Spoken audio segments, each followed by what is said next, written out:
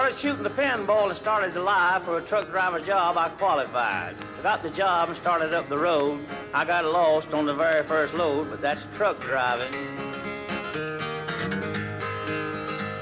Well, I asked a man at a country store how to get on the route to Baltimore. He spit his tobacco with a twisted smile, said you have to go back about 25 miles, but that's truck driving.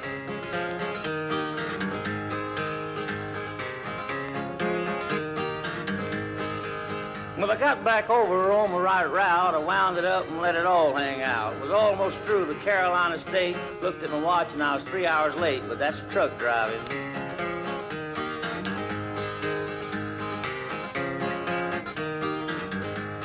A little farther up across the line, I met some cowboy that give me the wine. I passed another truck and a couple of cars at 60 miles an hour run through radar, but that's truck driving.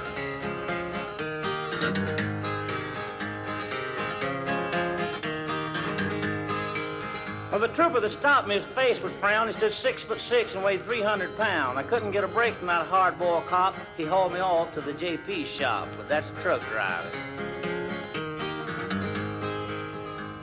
I left the JP shop at 4:45. Forgot I was over on my drive. I got to the scales at 9:30, and that's where I paid a big, big fine, but that's truck driving.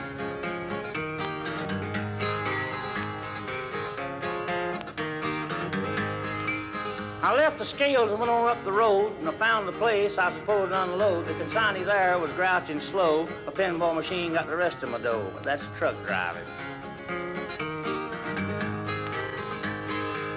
I called my boss to send me 50 skins. He cussed and he swore and says, where you been? I need you back down on this end of the road. You ought to be leaving here now with another load, but that's truck driving.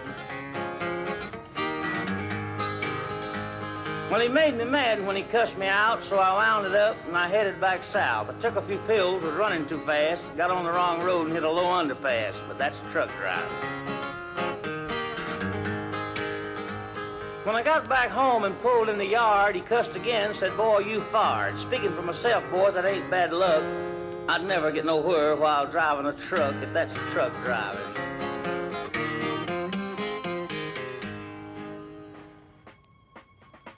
Yeah, breaker 19, and this here's the rubber duck. You got a copy on me, Pigpen? Come on.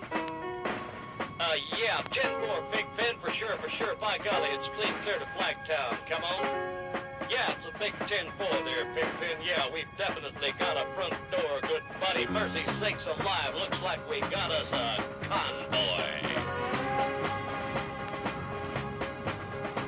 It was the dark of the moon on the 6th of June and the Kenworth pulling logs.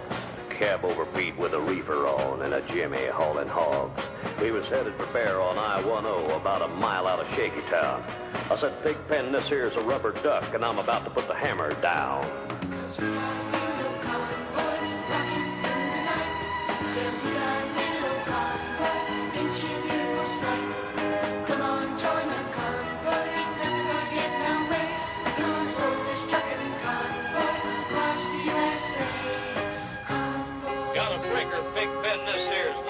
And you want to back off them hogs?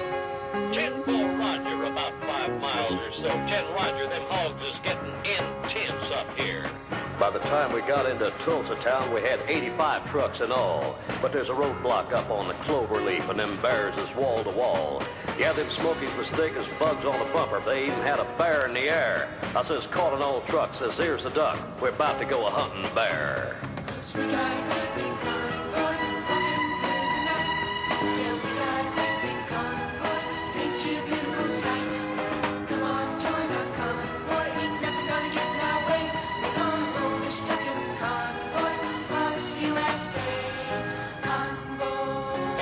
Give me a 10-9 on that Pigpen.